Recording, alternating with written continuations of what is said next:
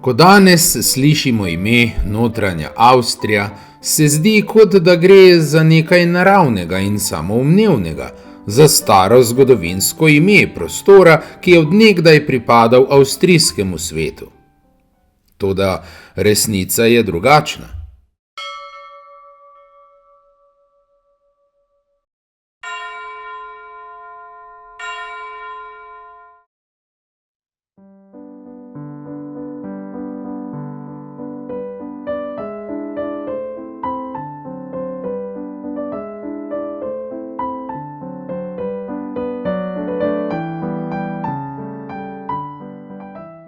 Ime Notranja Avstrija ni nastalo iz dežele same, ni se rodilo iz ljudstva in ni izvirno ime tega prostora. Za njim se skriva dolga zgodba političnega preoblikovanja, dinastičnih interesov in načrtnega prepisovanja zgodovinskega spomina. Na prostoru današnje Slovenije in velikega dela Avstrije je v zgodnjem srednjem veku obstajal Gorotan oziroma Karantanja. To ni bila zgolj pokrajina, temveč slovenska zgodnje srednjeveška država s svojo oblastjo, pravdo in obredom ustoličevanja knezov. Središče te oblasti sta bila Gosposvetsko polje s knežjim kamnom in Krnski grad. Tam je slovenski narod v svojem jeziku izročal oblast novemu vladarju. To ni bila le slovesnost ali simbolična tradicija. Bil je pravni akt, pogodba med deželo, deželani in knezom.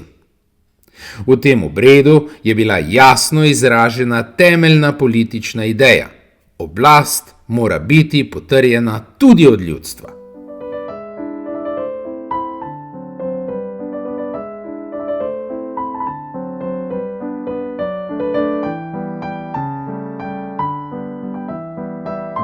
V 12. stoletju so veliko vojvodstvo Gorotan razdelili na več vojvodstev in krajin. Njegovo jedro in neposredna naslednica je postalo vojvodstvo Koroška. Okrog 100 let zatem se je na političnem prizorišču vse močneje uveljavljala nova dinastija Habsburžani. Po zmagi v bitki s češkim kraljem Otokarjem II. Na Moravskem polju 26. avgusta 1278 so prevzeli politični nadzor nad vojvodstvoma Avstrijo in Štajersko. Za uradni začetek Habsburške oblasti se šteje leto 1282, ko je rimski kralj Rex Romanorum Rudolf I. Habsburški uradno podelil obe vojvodstvi svojima sinovoma. Dobrega pol stoletja kasneje, 2. maja 1335, je cesar Ludvik IV. Po izumrtju koroške vojvodske dinastije Goriško-Tirolskih podelil Habsburžanoma Otu in Albrehtu tudi koroško in krajinsko marko kot cesarski fevd. Ko so Habsburžani leta 1335 dobili koroško in krajinsko, so bili v teh krajih nova dinastija, ki je morala svojo oblast šele utemeljiti. Zato so se prvi habsburški vojvodi Oto, Albreht in nato Rudolf IV. Ustanovitelj dali ustoličiti po starodavnem slovenskem običaju na knežjem kamnu.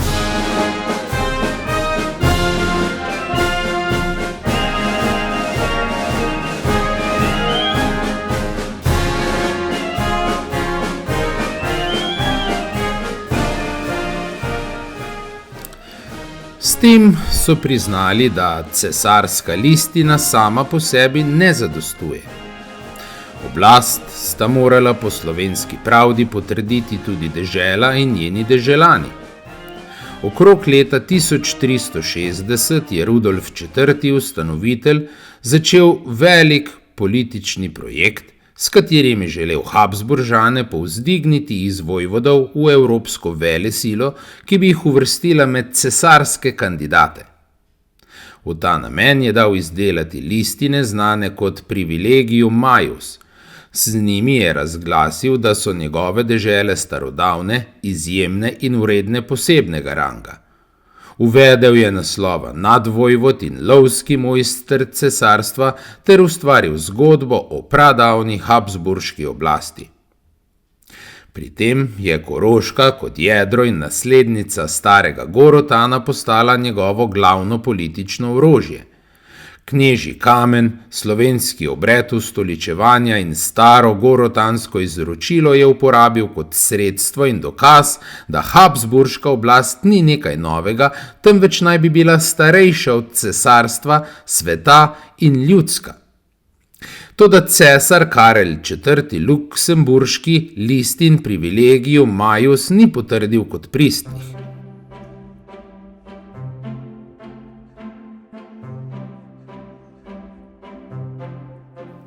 Ustoličenje Rudolfa IV. Na knežjem kamnu ni bilo več zgolj prevzem oblasti iz rok naroda, temveč tudi načrtna politična predstava. Starodavni obred je bil povzdignjen, simboli so bili poudarjeni, tradicija pa je bila spremenjena v usmerjeno politično propagando.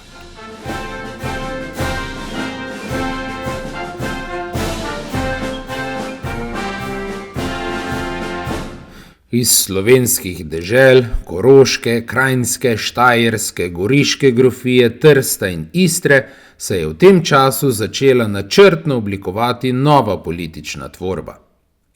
Najprej se jim je preprosto reklo notranje dežele, Nidre inere land. Šele proti koncu 15. stoletja se je v virih začelo pojavljati novo poimenovanje Notranja Avstrija, dinastično ime za habsburški južni prostor. Pomembno je poudariti, ime Notranja Avstrija ni naravno, niti zgodovinsko izvirno in niti slovensko ime prostora. Gre za dinastično habsburško konstrukcijo, ki je bila slovenskemu prostoru naknadno prilepljena iz zelo konkretnih političnih razlogov. To ime se ni rodilo iz dežele, temveč iz oblasti. Notranja Avstrija ni bila naravno ustvarjena dežela, temveč politični izum, zgrajen na slovenski zgodovini, gorotanski tradiciji in slovenskem obredu ustoličevanja na knežjem kamnu. Habsburžani so to ime uvedli načrtno, saj so s tem hoteli izbrisati staro slovensko identiteto tega prostora, ki so ga z uvedbo imena Avstrija razglasili za nemški prostor. Nemško ime Österreich dobesedno pomeni vzhodno kraljestvo in s tem je mišljeno vzhodno kraljestvo Nemcev. Tudi osrednjo slovensko deželo, dejansko neposredno naslednico starega Gorotana, Koroško, so razglasili za nemško Kärnten.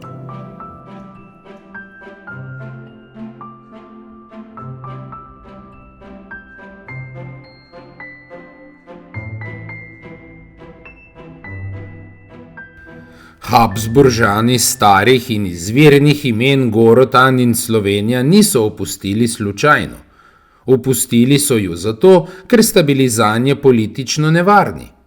Gorotan ni bil navadna pokrajina, temveč zgodnje srednjeveška slovenska država z lastno oblastjo, pravdo in obredom ustoličevanja. Če bi Habsburžani priznali to izvirno zgodovinsko ime, bi s tem priznali, da njihova oblast ni izvirna, temveč da so le nasledniki stare slovenske državne tradicije. To bi pomenilo, da njihova oblast ni absolutna, ampak podedovana od ljudstva. Ime Slovenija je bilo še nevarnejše. Pomeni deželo Slovenov, domorodnega ljudstva, ki je imelo svojo politično skupnost in dolgo zgodovino na prostoru Alp, Panonije in Jadranskega morja oziroma Stare planine. To ime je jasno govorilo, da oblast ne izhaja iz dinastije, temveč iz naroda. Za Habsburžane je bila to neposredna grožnja. Zato so namesto narodnih in državnih zgodovinskih imen uvedli novo dinastično ime. Ime Avstrija ni govorilo o ljudeh, temveč o hiši oblasti, o hiši Avstrije. S tem so slovenski zgodovinski prostor spremenili iz domovine v dinastično posest. To ni bila kulturna pomota, ampak zavestna strategija.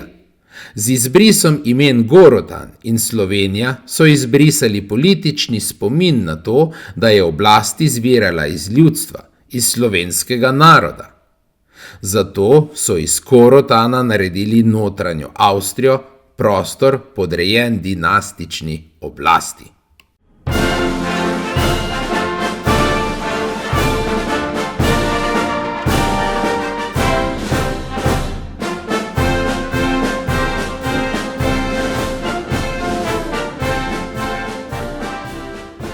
Notranja Avstrija je bila skupno ime za habsburške dedne dežele južno od Severnika oziroma Smernika, starega slovenskega imena za gorski prelaz, ki je v nemščini pozneje dobil ime Semering. Slovensko ime Smernik oziroma Severnik je starejše in izvirno poimenovanje tega prostora, medtem ko je nemško ime Semering poznejša, dinastično upravno uveljavljena oblika. Pod imenom Notranja Avstrija so razumeli vojvodstva Štajersko, Koroško, Krajinsko, Goriško, Trst ter Istrsko grofijo oziroma poznejše Primorje. Vse te dežele so imele politično središče v Štajerskem Gradcu. Kot posebna politična enota se je pojavljala v obdobjih habsburških dednih delitev predvsem v letih 1379, 1411 do 1457 ter nato ponovno med 1564 in 1619. Habsburška dedna delitev v Neubergu leta 1379 je načrtno ustvarila južni sklop dežel, Štajersko, Koroško, Krajinsko in Primorske posesti z rezidenco v Gradcu. Leta 1411 so sledile nadaljne dinastične delitve v leopoldinski veji Habsburžanov, povezane tudi z ločitvijo tirolsko-prednjestranskih posesti od notranjih posesti. V virih se najprej pojavlja izraz notranje dežele, šele pozneje pa Notranja Avstrija.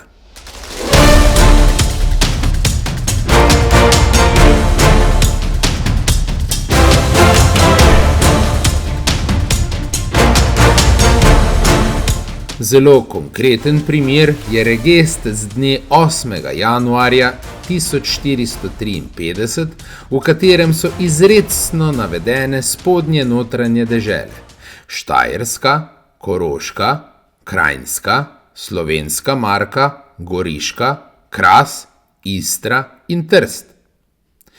Istega leta 1453 je cesar Friderik III., sin zadnjega ustoličenega kneza na Knežjem Kamnu, nadvojvoda Ernesta Železnega, potrdil listine privilegium majus Rudolfa IV. Od takrat naprej so člani notranje deželne veje Habsburžanov uradno nosili naslov nadvojvod.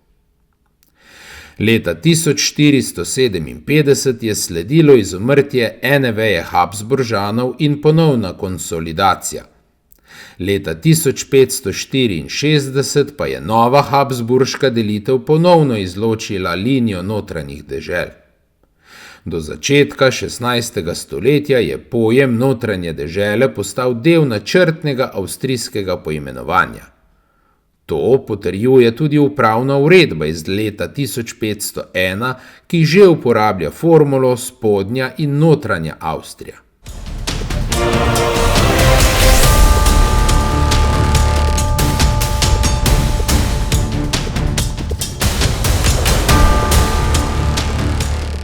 V začetku 16. stoletja se je svet na jugovzhodu Evrope dramatično spremenil.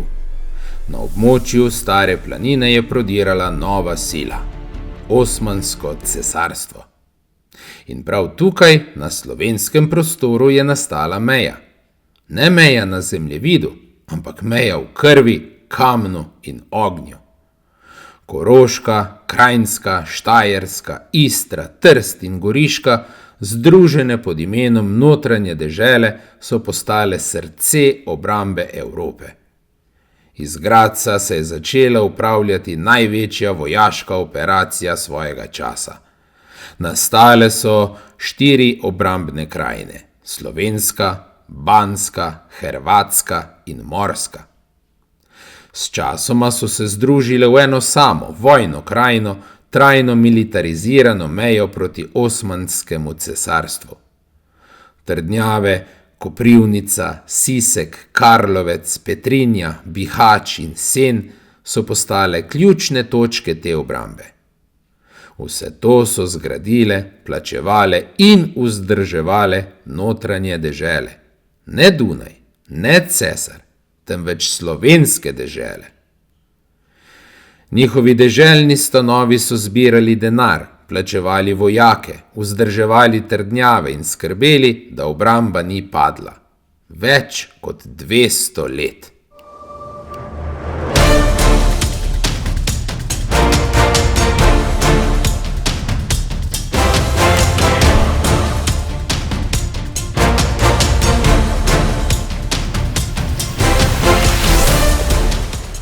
Sčasoma so se vse 4 obrambne krajine zlile v vojno krajino, ki je zadržala osmansko širitev in pomembno vplivala na tok evropske zgodovine.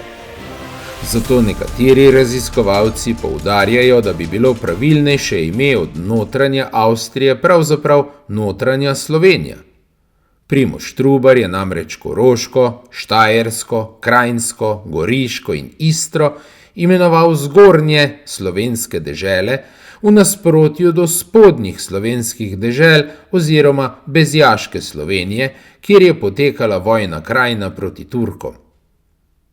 Kot politična enota se notranja Avstrija običajno šteje za zaključeno z letom 1619. Toda njen upravno-vojaški sistem je v Gradcu obstajal še dolgo. Po podatkih Avstrijskega državnega arhiva je bil leta 1578 ustanovljen poseben notranje avstrijski vojaški organ za upravljanje meje, ki je deloval približno od 1578 do leta 1705. Reformni rep tega sistema pa se pogosto zaključi šele z letoma 1748 in 1749. Zato lahko natančno rečemo, konec notranje Avstrije kot državno-pravne enote sodi v leto 1619, konec notranje avstrijskega upravno-vojaškega sistema pa v leti 1748 in 1749. In kljub poznejšim poimenovanjem ostaja neizpodbitno zgodovinsko dejstvo. Notranja Avstrija je zrasla iz dežel, ki so se razvile iz slovenskega Gorotana. Njena moč je temeljila na slovenskem prostoru ter izvira iz slovenskega naroda in njen vzpon se je začel na slovenskem knežjem kamnu.